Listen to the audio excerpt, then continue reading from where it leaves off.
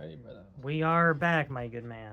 We have commenced. We have White Ming Dong in our systems, slowly starting to pass the blood-brain barrier and allow us to elevate our consciousness to discuss some things that may need to be discussed. Maybe some things that other people are perhaps wondering about. You know, we are all in this game together, and it is a game. yes, I remember we had actually. I'm glad we brought up what we are coming up on. What Ming Da, which is a type of kratom. If anyone didn't know what that was, I think Ming Da means like it means like pimp type or something. It's like the pimp kratom, top notch, most potent, most high alkaloid profile kratom, and it's one of my favorites. It's one of our favorites for more stimulating effects. There's different leaves. There's the green, there's a red leaf, there's a white leaf. We're on white. The red and the red strains of kratom, the red veins tend to be more sedating, more relaxing, more anxiety relief. Although all strains have that property, red has mostly that, as opposed to stimulating effects. Green strains are also some of our favorites, and green. Kratom. We have some on the way, actually. Yeah, we do. We've had some bad weather, so it actually didn't make it to my house. It's at the post office, so we gotta go get it.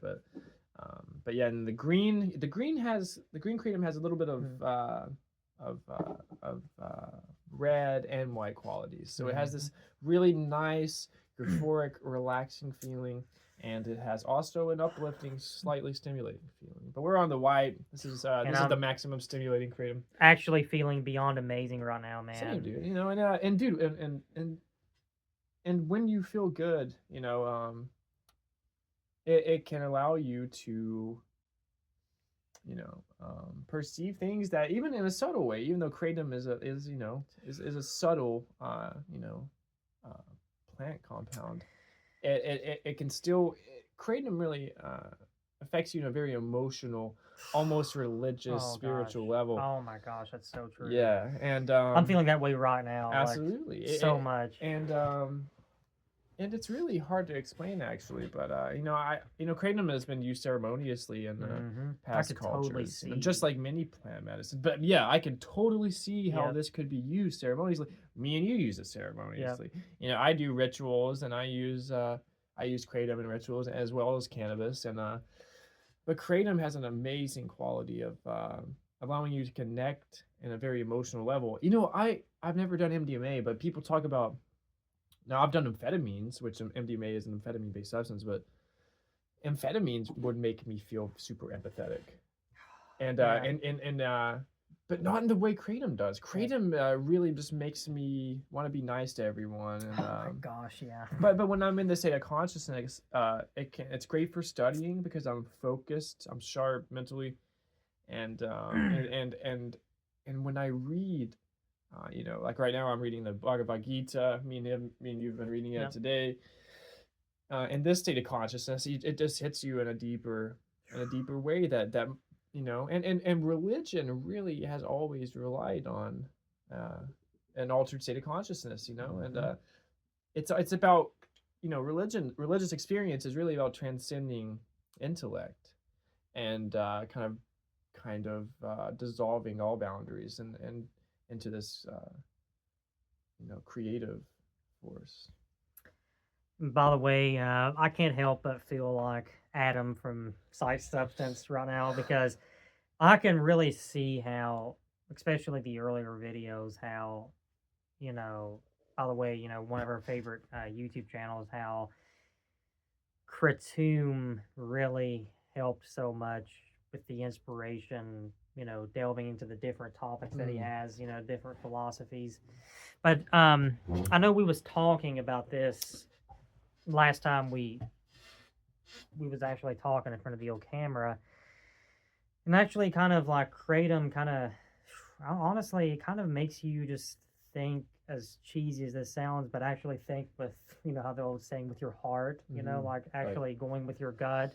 Yeah. And in Buddhism, I think they call it your compassionate heart. Yeah. Being in this mindset, it just is so crazy. And maybe to kind of sum up what we started talking about, but being, in this place, being on Kratom, empathetic, and it, like you said, it makes you just want to be good to people. Yep.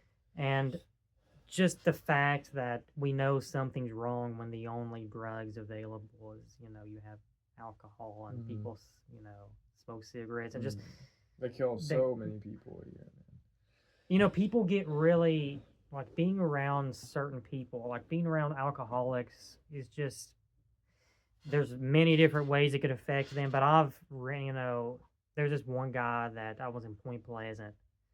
I don't know why, but I've run into like a few drunk people at Point Pleasant, and this one guy was okay. He was just telling me to vote for him for president. It was a homeless guy, and he came into this Mexican place and like ate for free. But then there was another guy that I seen him twice at Point Pleasant that was just, I did not feel safe being around this guy. He got very violent. And that's a great point, actually. And he wants to put, like a lot of these people we read about, they're wanting to put other people down, and it's just this toxic. With Kratom, just imagine if we was all on Kratom and that was the legal drug that was okay by society standards. We would all just be helping each other out and trying to figure out all these things together. Great point, man. That's why I love being on the Kratom, like the place that you get your Kratom off from. Like reading those people's reviews, they're just the chillest people. Yeah, I love that. Yeah, we get you know what? Fuck it, dude. Fuck it. I'm gonna name drop right now. West Coast Botanicals Kratom. Yes, sir. You don't have to fucking pay me. Obviously, I don't even know if anybody's gonna see this video. Exactly. Probably not. But if anybody does, if anybody's interested in Kratom, they are West the bomb. Coast Kratom. Do I have any here? I don't think I have any on hand. But I mean, I have some with me, but I'd have to get up to get it. And I'm not gonna do that right now. But West Coast Botanicals. The greatest Kratom. You got to be careful with where you're getting your Kratom. You want to make sure it's lab tested. You want to make sure it's American Kratom Association certified. And yeah, dude, we're not glamorizing Kratom. Kratom is one of many psychoactive plants that lends itself to medical and religious applications. And yeah, what we're upset about, and you brought up like if everybody did Kratom, like we would be. Gosh. And dude, I tend to agree with you. And this is coming from somebody that I don't have anything necessarily against alcohol. It's not my drug of choice. It's not something I've used it before. I've been drunk before, but it's not something I use consistently. It's not a state of consciousness that I particularly enjoy. But people should have the autonomy to do what they want with their own consciousness. So even if it's destructive, they have that choice. But with that being said, it's insane that like you said, that's the one that's available for ours. It's like our culture is like if you want to get a little fucked up, we got some alcohol for you. Nothing nothing to make you have any funny thoughts or anything. Yeah, it's the perfect. Terrence McKenna talked about this. He said, why is weed so demonized? It has a better health profile than coffee does, and it's so demonized. He said, it's because this drug happens to give you funny thoughts. It gives you funny ideas. So the drugs that they restrict is drugs that give you funny ideas. And instead, they've given us a drug that sedates us and poisons us. Very great point. Tobacco is another deal. It's terrible, too.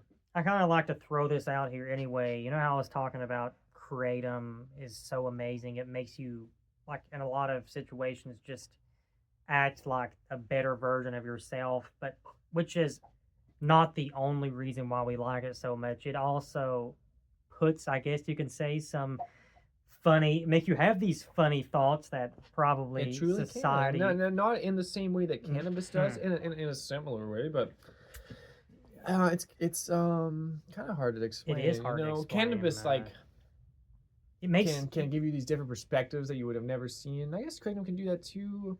it's kratom's just this like energy of Oh it's my just this gosh, like just- flow of creative energy. It's like this And you have mystical these like energy that comes revelations, forth. you know. Is Mhm. It's like, by the way, it's why I like even holding a pipe. It's like I feel like Aleister Crowley himself when actually on kratom Uh-huh. and just holding this. But just say you was to read, I don't know, the Book of the Law, like sober, Right. and then you go back and look at it again on kratom. All Right. these dots start connecting. It's just like it brings Very you to good a point. higher place. You know, it's actually really hard to articulate these ideas because you see, society has been conditioned to automatically dismiss any experiences or linguistic treasures that are brought out of drug experiences, specifically like psychedelic experiences. But the truth of the matter is, anytime you're in an altered state of consciousness, it's an opportunity for you to explore things that you would not normally be able to explore. And this comes down to mindfulness. Practicing mindfulness. You can drink alcohol and practice mindfulness. If you want to. It's a toxic drug, but if you wanted to use that, you could. And we're not saying everybody should do drugs. I mean, I think it probably would help, but in a lot of cases, especially with psychedelics and stuff. But kratom is you will develop a physical dependency with kratom. So it's not like there's not an addictive quality to kratom. There is. But the difference is there's not a toxicity quality to kratom, which is alcohol is one of the most toxic substances. It's very sad, isn't it, man? It's like very the sad. stuff you see about Somebody that we're we know well is really struggling with alcoholism right now, and that same person is very anti-cannabis, very anti-psychedelic, and very Christian. Yes, which seems to be an unfortunate, yeah, unholy trinity. It seems to be the case with a lot of these same groups of people. So the Buddha talked about developing loving kindness. And I think that we should be careful with what we're consuming mentally.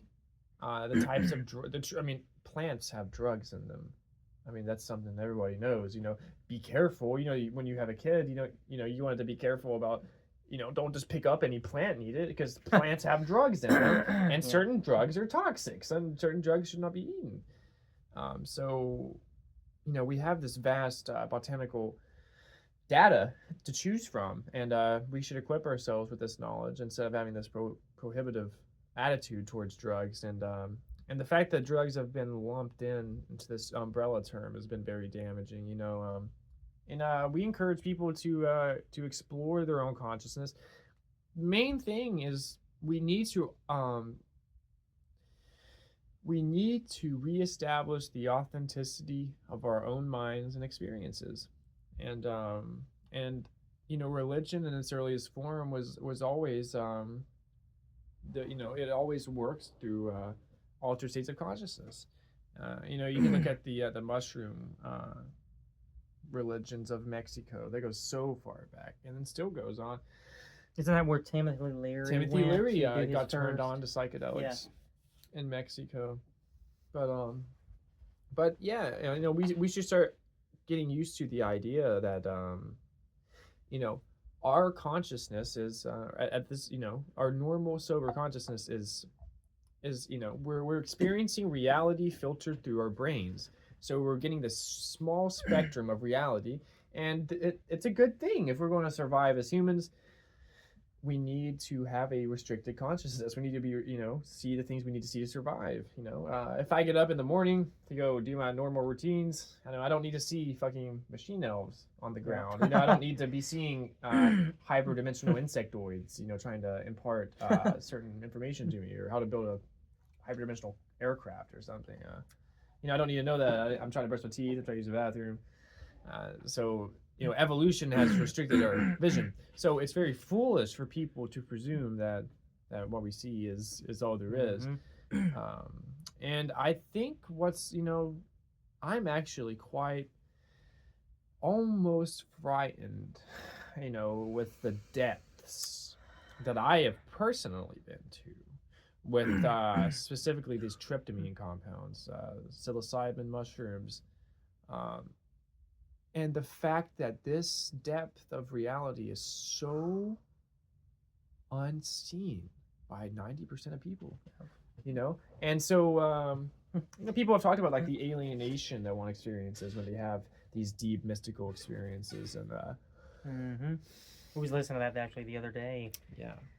And I feel like just a certain amount of research, I mean, like whether you're listening to Terence McKenna, I mean, reading about Crowley, even I think doing Kratom to an extent, and getting your brain to places that normally people don't like to go to. That's, I mean, this is why we have so many like people walking in the same direction, and there's just so many of the same types of people, and it's like society.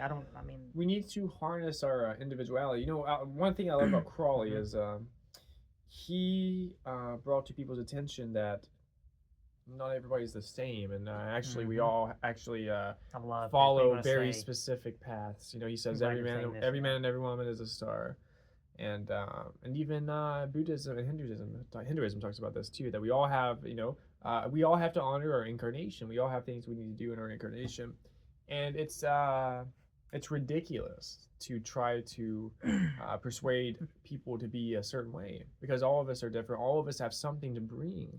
And so instead of trying to fit ourselves into this collectivism, we should instead cultivate or quiet ourselves enough through ritual, through practices, to contact this deepest part of ourselves. And that deepest part of ourselves, I believe, is actually an immutable, fundamental aspect to the universe. Brahman, the one, we are all particulates of this this single awareness that's been differentiated into everything that we see, and this unity vision. That's really that's like the fundamental mystical experience. Is this unity? We're like this, the hippie "we're all one" that you get when you're on acid and stuff. That's like really like the fundamental mystical experience. Is this ego dissolution? Is you get your survival mode gets dissolved, so you can merge back into like the super intelligence that is the universe. Like it seems like since we're kids and we're in grade school, middle school, high school, jobs, like no matter where people are at, people automatically they feel like they have to go to these certain groups of people, and I'm going to identify myself as this kind of person. And you're in this, it's a really fake, awkward setting, like all of these different types of career paths that people just have to hurry up and that's who they are. It's like if you see somebody that you haven't seen in 15 years, like you don't go up and say, "Hey, how are you? What have you been into?" And they'll be like, "Oh, I've just been working." Right. Like you get in these awkward situations, and it seems like everybody gets in these situations, but why is it that you have three people over here laughing? You have no idea what they're laughing about, but you're just standing there not really paying attention to what they're saying. You just start laughing. There's so many different situations we get ourselves into. The thing is, there's unseen forces that act. Like what causes like you start laughing when other people are laughing? Like there's something happening. Some sort of resonance, some sort of connectivity. And when you take psychedelics, this whole world becomes visible, and it's a world that you've been told does not exist. It is the transcendent dimension that religions have been pointing at. I'm changing the subject a little bit, which it kind of happens when you're on White Ming Da. You just rant about so many different things that come to your mind. But I was kind of just wanting to at least say this at some point during this talk. But the whole reason we decided to actually just turn on a camera during one of our talks, because we've been having very mystical discussions about everything under the sun. for a very long time, especially as we call them like kratom ceremonies, where we really just throw everything out and try to. We really feel like we all are given all the pieces to the puzzle. It's just up to us to, and we're unfortunately under a time restraint. To at least in this incarnation. Yeah. But the truth is, we don't know. I have suspicions and feelings about the way things could possibly be, but the there is ultimately no resolution in this form that we're in. The form that we're in is incapable of holding the complete knowledge of the universe. That's not our role. But we do have a nervous system that is capable of being aware of ourselves, aware of our a situation in the universe, at least from what we can sense, and piece things together enough to see that we're going to die soon, and we get to ponder, the meaning of life, and we get to be perplexed by nature, and that's a really fun thing to be in this state of not knowing, in this state of mystery, but also being a being that's so aware like we are, but also not quite smart enough to grasp the whole thing. It's a very it's almost like kind of an uncomfortable position. Oh my God, yes. And exactly true. It's an uncomfortable position in the the scale of consciousness. But it's an important one, and there seems to be, as far as we know, there's no other animals like us, and it does seem like we have been pulled out of nature to serve some sort of purpose. And I think science really seeks to destroy all notion of purpose in nature, and I think that's a real shame, because I don't think there's any reason at all to suspect there is no purpose, and I think nature is endowed with purpose, imbued with it. We've talked about this too as well. Those same people, those scientists who are saying we are only here by chance, and that when we die, it's all over, and I'm tough for realizing this. I'm the big man for realizing I'm going to the grave, and then that's it. But in reality, that would be, we was talking about this last week. The easiest, you are not a tough person for accepting that fact. That would be the best possible outcome. The easiest, but the easiest. Not the best, but the easiest possible outcome. It might seem like the best, but I think in reality, a better system would be one that is more just. In that system, I think what it does is it allows you to escape responsibility. If you're to say, I'm not going to come back. My decisions here on Earth is not going to impact my, karmic being in any way. I'm not going to have to pay my debts in any way. I can just rape the planet, become rich and die, and then just be good, Yeah. And it doesn't matter at that point. But I don't think that's it. Man, it really is absolutely disgusting and disgraceful.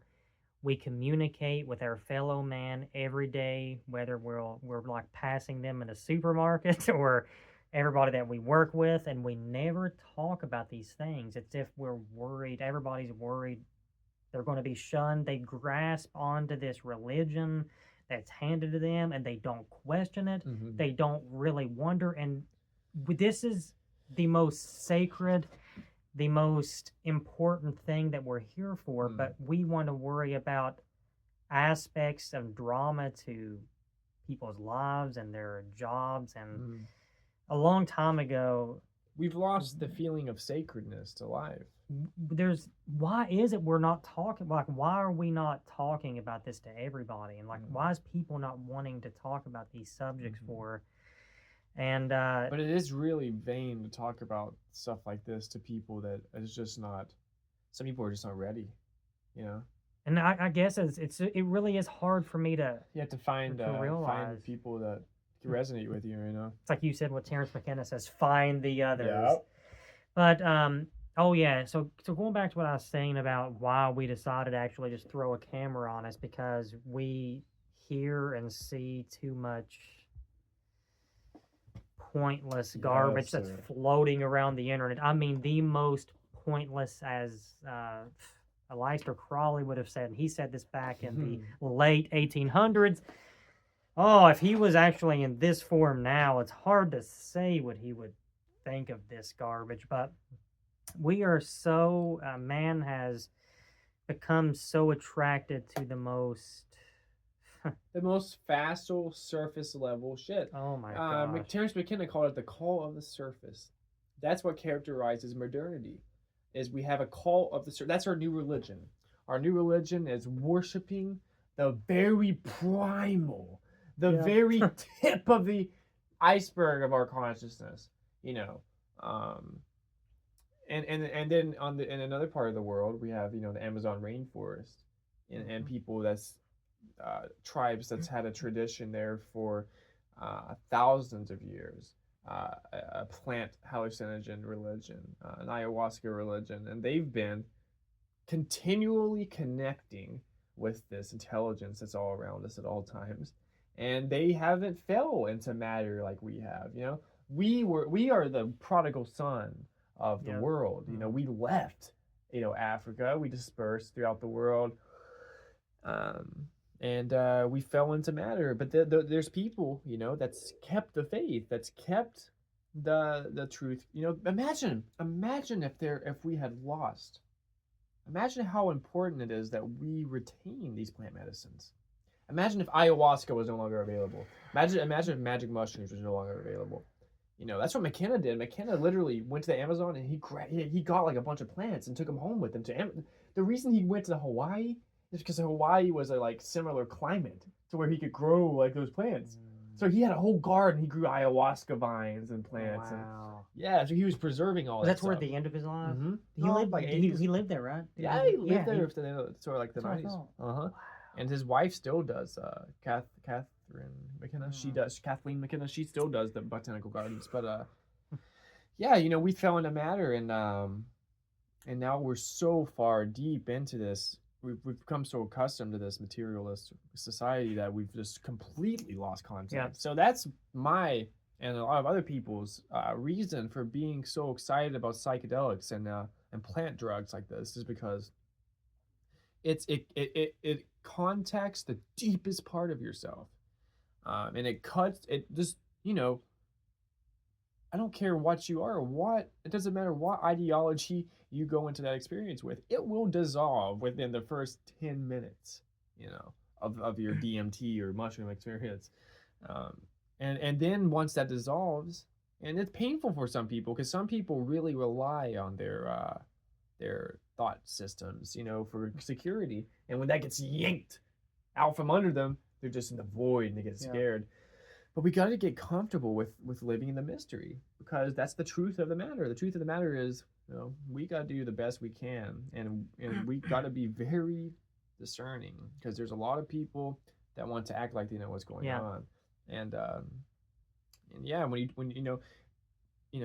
for people that are skeptical, these plants are safe, they're non-addictive, and it's very low risk. Give it a try and see what you think about this because you will meet another intelligence that seemingly knows the whole history of the cosmos and is very informing. The mushroom talks to you. It literally speaks to you in your native tongue, and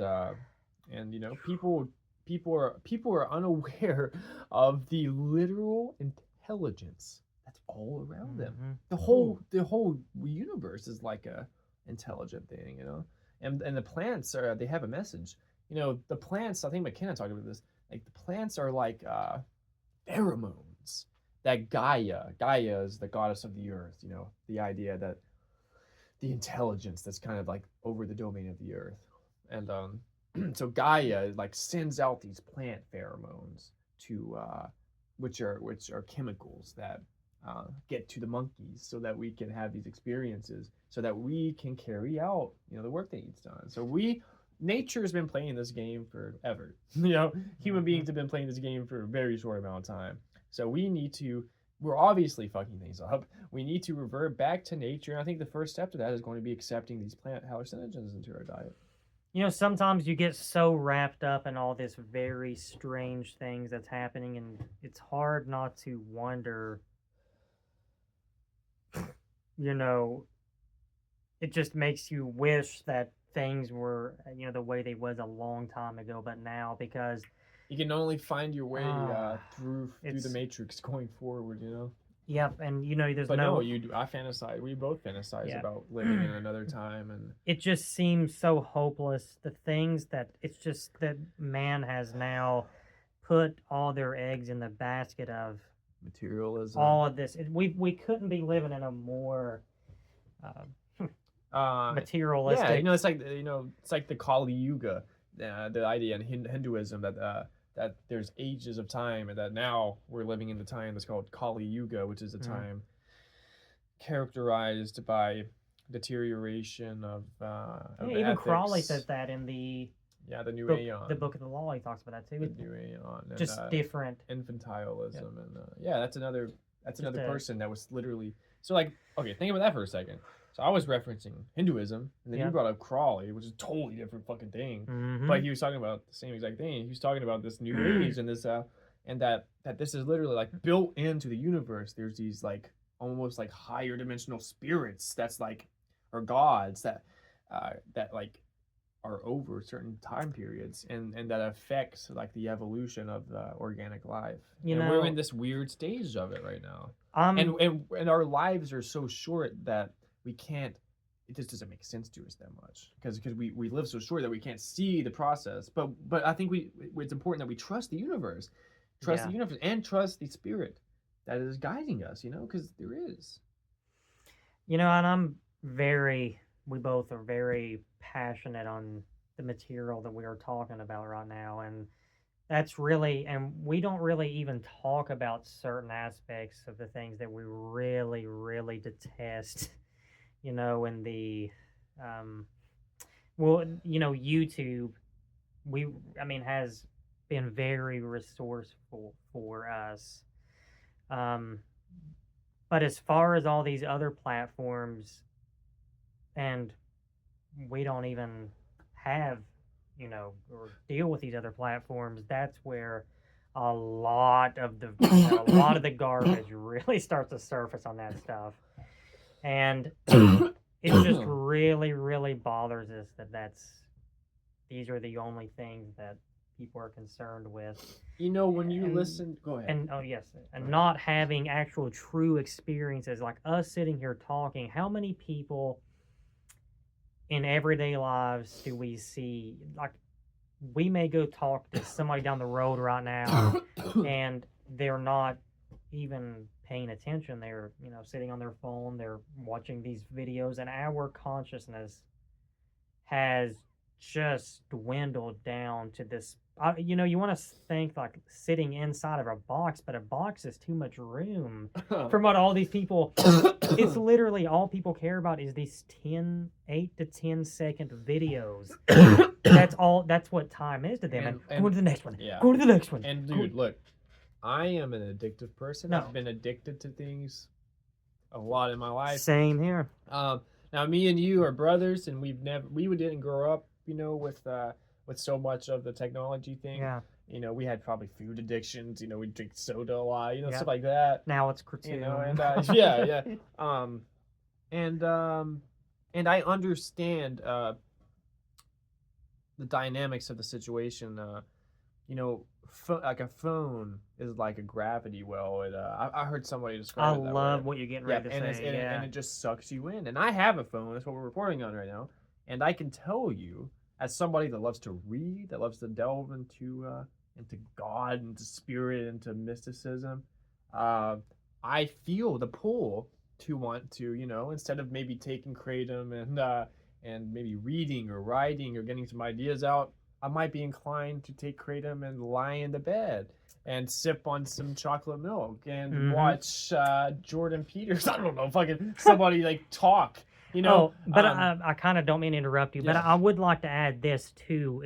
What I'm saying is we got to make a conscious effort to avoid the compelling of these gravity things. And the thing that I do want to say is that there is certain material that you can access on these phones or computers that's going to be very beneficial. Yeah. But it's the type of material that people are so obsessed with or so meaningless That's kind of the main thing I was going to say. I will say this, but I want to add another layer of self-awareness to the situation.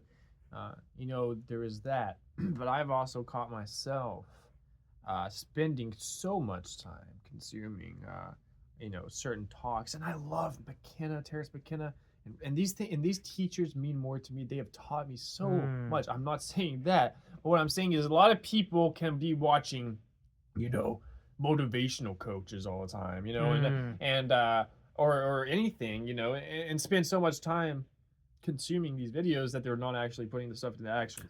So you gotta be careful. Exactly. You got to, take time to surround yourself with teachers. Put it into actual action. But also take time to apply it. But, I mean, you're not doing yourself any good if you're not. And I really think it's good to actually, if you can, it's good to actually have hard copies of as many books as you can. Oh man, that's a very scary thing, actually, man. It's really where the magic is. We don't want to actually have. Our mom used to say this all the time about the Bible, and I actually really love it. She always used to say, you need to hide the scripture in your heart. And we need to hide the truth in our heart and learn this stuff as good as we can. Write it down. Talk to each other about it because, dude, we don't know, man. There's a lot of insane people running these countries, and shit could go down very fast. And this is why it's so important not to get so wrapped up and stupid shit that does not matter. Because the fact of the matter is, we're looking at global catastrophe, and massive scales. We don't seem as concerned as we should be about our environment and about our lack of, change. There's so many people who, and you have a lot of these so-called good Christian people around here that they don't care if the person down the road lives or dies. Like, you have these people. Look, I know this is. They're creating the apocalypse. They're anticipating it. They've been anticipating it for millennia. And I'm not saying that there isn't an apocalyptic impulse that all of us feel. I think there is an eschaton, something that this whole thing was about. What the fuck is this about? What the fuck is life about? I believe that there's actually something about it. There's actually something that's supposed to happen. Yeah. and I'm playing with the idea that we might be getting very close to the end. And it might be fucking crazy. And what really just knocks both of our socks off is, I'm going to kind of paraphrase what I think that he said. And this was back in the 80s, 70s, and 80s. Well, actually 80s, yeah. But McKenna talking about this hand that's pushing us to the end anymore. And it's just, now it's getting to the point where months go by, years get by, and it just takes a much shorter amount of time for all these things to happen. And within 1 year, look at how much weird stuff can actually happen. Well, I think the best becoming way more frequent of the exponential growth of this is a very complex idea, and on the surface it might seem a little woo-woo, but if you go back to the 20th century and just how crazily rapidly that we developed. Oh my gosh. We literally went from riding in carriages, not having shit, to having the power of the sun in the palm of our hands that we can just drop on cities at our will. Flying in airplanes, UFO explosion in the fucking 30s and whatever, 40s and 50s, and space race, computer technology, and we really exploded. And another thing that McKenna brought up that characterized the 20th century was the archaic revival. It's almost like the fractal nature of time. Like these certain energies kind of come and go, and then the 20th century seemed like we were reverting back to ideas that were pre-Christian, that were ancient, pagan, piercings, tattooing, drug using, pagan ideas, Eastern mystic ideas, psychedelic drugs. It was an archaic thing. I mean, look at all these people who we look up to. This was during this early, very early 20th century. Crawley, Salvador Dali. They all had their different purposes. Terence McKenna. I mean, him and his brother. They went to where did he go? And they had these revelational experiences. Yes. All these people, McKenna, Crawley, all these people that you named, these philosophers. It seems as if the people, like the cultural engineers, are they're like dam builders. They their purpose is to restrict us from seeing the truth. They build up all of these different ways to manipulate us and blind us from this. And that's the dam. The dams are the stuff that they use to blind us. The things that they use, the tail feathers, to distract us and suck us in so that we don't experience the truth. Because if we did know the truth, we wouldn't be going to fucking work every day. You know, the whole system would collapse. So they're dam builders. Cultural engineers are dam builders. Salvador Dali actually talked about this very thing. And then people like Dali, are like fucking meteors coming in and smashing these dams and slowly the tryptamine dimension, the DMT world, the hyperspace, the hyperdimensional information starts trickling in. And then it gets to fucking random ass people like me and you. The fact that me and you are fucking even entertaining these mystical ideas, fucking West Virginia hillbilly nobodies, dude. Exactly. You know what I'm saying? It's insanity. That's insane. Of how this consciousness is making its way into the very depths of society, dude. Dude, you just fucking hit it right on. You hit the nail right on the head. But the time speeding up thing, I kind of went off on a tangent. Yeah. Which Kratom will do that? Yeah, we'll do that. And yes. The idea. Okay, so time is speeding up. Is we can think like, is time actually speeding up? McKenna described it like what is more, 1,000,000 years where nothing changes, or 10 years where we have exponential advancement? We're getting more and more stuff pressed into smaller and smaller amounts of time. And in that way, his time is speeding up. And McKenna played with the idea, and this is a very psychedelic idea. And when we go into these psychedelic realms, there's gold, and there's also fool's gold sometimes. There's things there's ideas you'll get that's like fucking far out, but it might just be like just a random idea. It might not really have any basis. You know what I'm saying?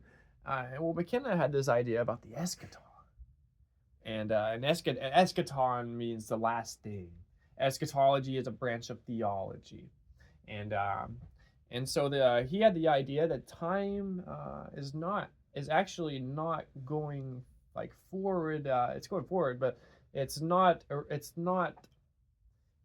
going from the past to the future. It's more being like a magnet, like the eschaton, whatever this is, whatever the very goal of organic life is. There's trillions and trillions of years of processes. Whatever this was for, and whoever put this in going, whoever, our programmer, God, whoever the fuck put this in going, the eschaton is the thing that the purpose of all this, and it's like we're converging onto this point, and that history is being pulled like a magnet towards this event.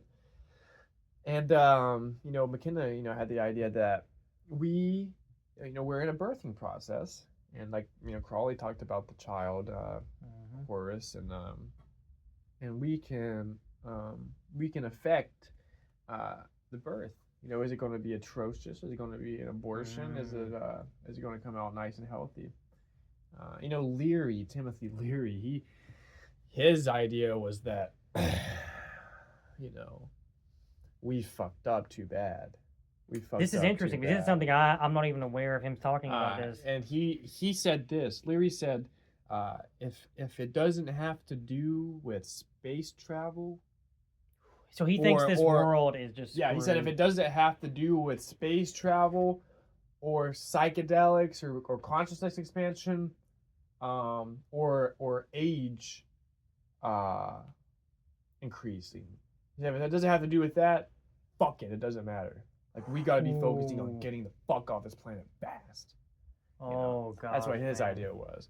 And that's another aspect of this. The mushroom told McKenna, it said, you know, this is what it's like when a species is about to depart for the stars. You know, things get a little hectic, things get chaotic, and we need the psychedelic people, you know, the highly conscious people, need to be as calm as possible and assure everyone it's okay. You know, it's going to get weird. Your beliefs are going to be challenged, motherfucker. Ooh, your beliefs are going to be very challenged. You might see that you don't know as much as you thought you knew. And we, who know we don't know as much as we think we know, can be calm and help these people and relieve as much suffering as possible during this process. That's something I was going to say, and now I forgot. Need another dose of Wyoming Dad. Yeah, I do. I probably do, actually. No, I literally did have something totally lost. If you want to. Leary had something to do with Leary? Let me think here. I think it did have something to do with Leary. I've been totally ranting like the past whole thing, I guess. I'm sorry. Which is kind of the main principle, I guess. It's probably good to actually rant. Sometimes you'll rant more, but yep. I got on the ranting train today. When as we say, when the cap comes off, then the cap comes off. You're wind up, dude. We just take the Kratom, get wired, and do not worry about it. No. We literally do this back and forth, man. Like it's like I will rant for the first little bit, and you'd be like, then I'll be like, well, I gotta say, with like two guys just like me, just going crazy, sitting in our chairs going crazy. But yeah, I did have something to do with Tim Leary, man. But a lot of me I can't remember. If you have anything else to say while I'm trying to think of this. Do you want to do a few ohms? Let's do it together. We'll do this. Actually, you want to do those two different chants? Yeah. Sure. Would you want to do your chant? Yeah, I like to do that. It's something that I literally made up on the hill one time. A chant that involves some of our favorite people, our gurus, our teachers in this incarnation. I think I want to chant. I'll do the but I can't do the. Okay, I'll do myself solo one. Okay. And then I mean you can do one together, a couple together. Okay, I'll let you do that first one. This is actually really important because he was talking. Actually, I'll just let you explain the experience that you had instead of me explaining. Okay, yeah. Well, I've had two very. I've recently been experimenting with chanting, and Duncan Trussell, the comedian, as well as Ram Dass, has really inspired me to start exploring this. Oh, I'd like to say this really quick though. Speaking of chanting, actually, the first time I experienced with this was on Kratom. Up in the woods on our parents' property that I have this tree that I just am obsessed with. I have this, it's just this big, perfectly tall, perfectly straight tree. And I was up there and yeah, I had my Salvador Dali art book up there and everything was good. And actually I chanted, he was one of the names that I chanted. I've done this over and over and just gotten this really mystical state and just felt really close to the people we talk about a lot and really look up to. But I just want to throw that out there for it so I won't forget that. I had a really powerful experience on one. It's not, I guess it's a chant, but it's more like a singing chant. And then the other one's the Hare Krishna chant, which is very well known. The Hare Krishna chant, the idea is like in the Bhagavad Gita, Krishna literally says like something to the effect of like, this is like a very easy, like guaranteed way that you can connect with me at any time. And that chant is this: Hare Krishna, Krishna Krishna, Hare Hare, Hare Rama, Rama Rama, Hare Hare, Krishna Krishna, Hare Hare, Rama Rama, Hare Krishna Krishna, Hare Hare, Rama Rama, Hare Krishna Krishna, Hare Hare, Rama, Hare Hare. And if you do that over and over, I've had experiences with that specific chant to where I just started dying laughing. I'll have to practice that one before I do it. My body just tingling with energy and euphoria. Now the other day I did this one that actually I played a Ram Dass video that was doing this chant. I just sung along with them, and I had this beautiful experience where I felt like I was actually connecting to divinity. As strange as that might sound to people that haven't experienced this.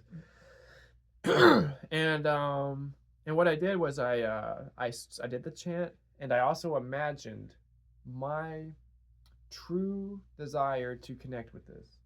So I imagined myself like reaching out to this white light, this energy field, this intelligence.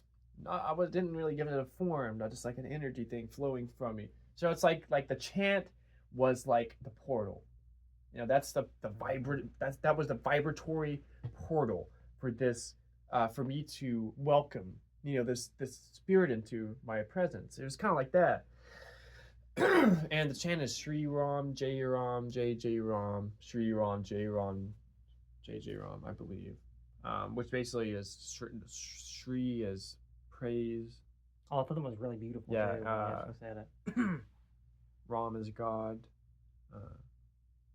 Jai is hail, I think. And this one is, again, there's many different tunes to it, but Sri Ram, Jai Ram, Jai Jai Ram, Sri Ram, Jai Ram, Jai Jai Ram, Sri Ram, Jai Ram, Jai Jai Ram, Sri Ram, Jai Ram, Jai Jai Ram, Sri Ram, Jai Ram, Jai Jai Ram, Sri Ram, Jai Ram, Jai Jai Ram, Sri Ram, Jai Ram, Jai Jai Ram, Sri Ram, Jai Ram, Jai Jai Ram, Sri Ram, Jai Ram, Jai Jai Ram, Sri Ram, Jai Ram, Jai Jai Ram. You almost got yourself into that actual. Actually, I was getting. That's it gets crazy. You so high, dude. It's almost weird because I could almost. I don't know why, but every time you actually do that particular chant, for some reason I get I swear I got a feeling. I got emotional. I got kind of almost sad at the beginning because we really love Ram Dass, and I started thinking we need him right now. I would love if he was still alive. And you see, we didn't actually find out about Ram Dass until after he passed away. But what's weird is, dude, it's crazy. You kind of got cracked up there because I started out really sad. But I'm like, hey, he's here with us right now. Where could he go? And there's something that he said I do want to actually say is it was a conversation me and you was having earlier, and you was talking, I was looking at you, I was like, hey, is that you in there? Yeah. Which is what who did he say that to? I can't remember, but he says that a lot. I don't know if he was referencing a specific. That right there, hit me, and I just wanted to say that. Yes, man. He was basically like the idea that it's just like that's crazy. You laughed, and I was getting ready to get cracked up, but I was like looking down. I was just like, but I actually started off really sad. I was like, I swear to God, there's actually I experienced it again just now. There's actually a kind of a distinct feeling that goes on like in your chest area.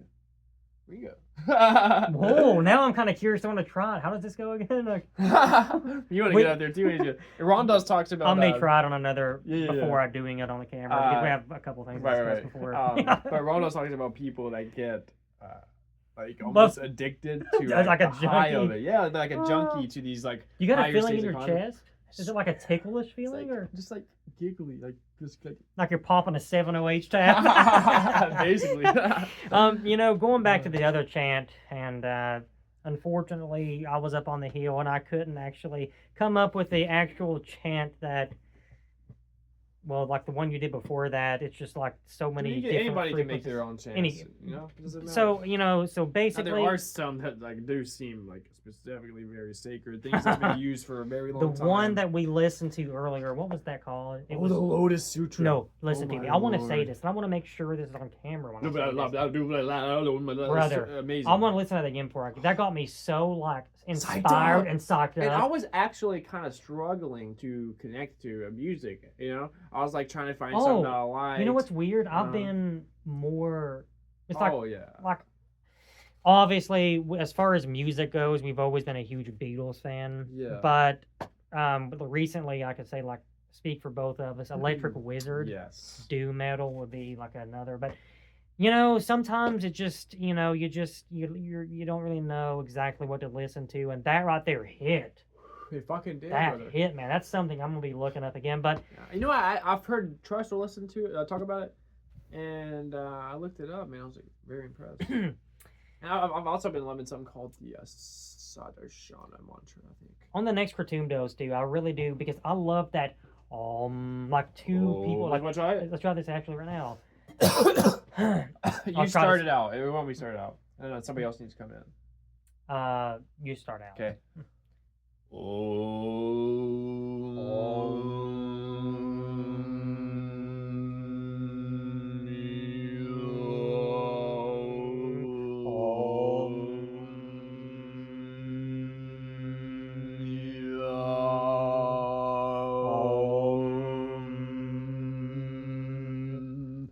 Ringo, I'm feeling stuff.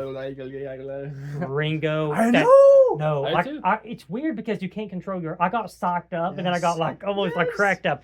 Dude, it's like Dude. the ohm that we just That did. thing, I like that. Yeah, dude, Cameron, It's funny you have it, because I promise you, dude, you haven't scratched the surface. listen to me. We're gonna start Chance it, doing brother. this, Yes. dude. Why have we not really done I it? know. We need to do this together Dude, because just- too Oh my powerful. god, it's Cameron.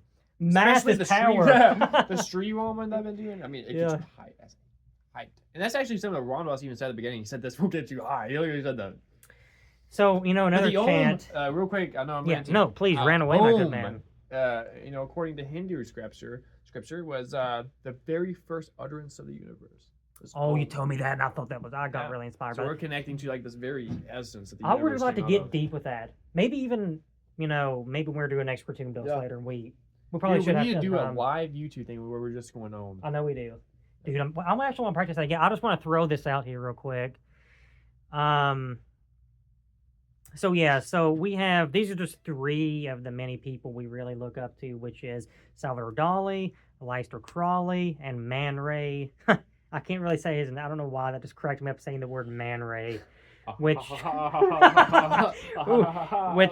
Salvador Dali, obviously a painter, Aleister Crowley, the Black Magician himself, along with many other things, and Man Ray was also a painter and a photographer. So I was just up on the hill, and dude, it was like the edge. It was actually, when I discovered this was end of summer, like early fall, and it was just, man, such a perfect, beautiful evening, and I'm feeling good on White Mane Dumb, smoking me a cigar, just a luxury evening. And then I was actually looking at my Salvador Dali book, looking through some paintings. So I just, feeling so good, and I'm just like, put my hand on the chest, like how Crawley did. Actually, I'll rise for this occasion. So I'm standing here, and I have my cigar, except this is a pipe, which this is how Crawley actually has. I'm getting way too off. I'm loopy because I need some Croom again.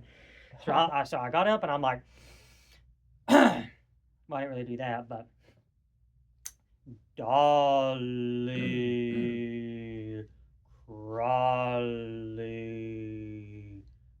Man Ray, Dali, Crawley, Man Ray. Yeah, so that's pretty much it. I was going to continue to go, but there's no point in beating a dead horse in the situation. It'd be different if we actually feeling it on the cartoon. We don't have to be on cartoon, Mom. But it does enhance. Right. And this is the thing, this is what we talk about. And, and it really depends on how you're using substances. Like if you're, this is very how important. I am, I use Kratom every day. I use it multiple times a day. And I've done this for years. So if I'm going to do a ritual, I'm going to do it during a Kratom dose, because that is when I am at my most high and my most capable of reaching into these states. Now, if I was not using it every day, then it really wouldn't make a difference. A Kratom would just be like an extra. I'd actually like to do the Om thing one more time before we close. If it's really good. that Actually, sounds that great. really got me. Might as well do it when you just Hare actually. Krishna. Okay. You want to do it real quick? Nope, I just want to say Hare Krishna. I'll probably say it one more time before we close. Please. Yeah. Go ahead. I'll probably let you do this part because I still can't say that name very good. Hare Krishna, Krishna, Krishna, Hare Hare, Rama, Rama, Hare Hare. Hare Krishna, Krishna, Hare Rama, Rama, Hare. So is it Hare Krishna? Am I saying that right? Yes, sir. Hare Krishna. Hare Krishna. Now, when you chant it, I don't know why. Hare Krishna. I don't know why Hare I started Krishna. doing Hare Krishna, Hare Krishna. I guess it can kind of go into your own thing. Yeah, and it's kind of easier to chant doing it that way. It's easier to do it faster. When I go Hare Krishna, it's kind of hard to do it with that like R like that. But Yeah. you can. I can also say like this. Hare Krishna, Krishna Krishna, Hare Hare, Hare Rama, Rama Rama, Hare Hare. I try to do it that way. And you kind of actually. added that part in, didn't you? Like What's that? the Rama. Did you add that? Was that already in there? Ram is Ram and Rama are kind of they say it both. Okay. So some it can be either way. Yeah. Hare Krishna, Krishna Krishna, Hare Hare, Hare Rama, Rama Rama, Hare Hare. You want to do that one? Yes. Let's do that again. I was great. You me start off this time? Yes, sir. I'll attempt to do this. Okay.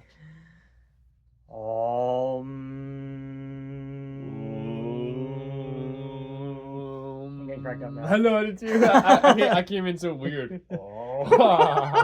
He's like, man, Ray. You know what? I think we made our point so far. I feel like it's a good introduction, my good man. Absolutely, dude. Yes, sir. Fun shit, my man. Good All that matters is that we are doing our stuff. We had to turn it all loopy. I know. Start all serious. And then I make it all loopy. Alright, man. Like we said, if anybody ever sees this, it'll be kind of crazy. Imagine if just one person. I would be so shocked if somebody just like one person like just skips through it. Yeah. Like imagine there'd These be like, guys are insane. dude, we are insane guys, but at least we admit it. Like I said the other day, I said insanity is the stamp of approval. We're gonna be like that one guy, dude. We're gonna have pictures of like what was that? The Pope, the Mad Pope. Yeah. Just like this crazy ass eyes, dude. Yeah. It's like it's gonna be you too much goddamn named.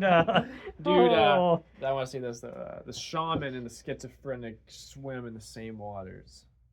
Ooh, I kinda said that. I love that. All right, Hare Krishna.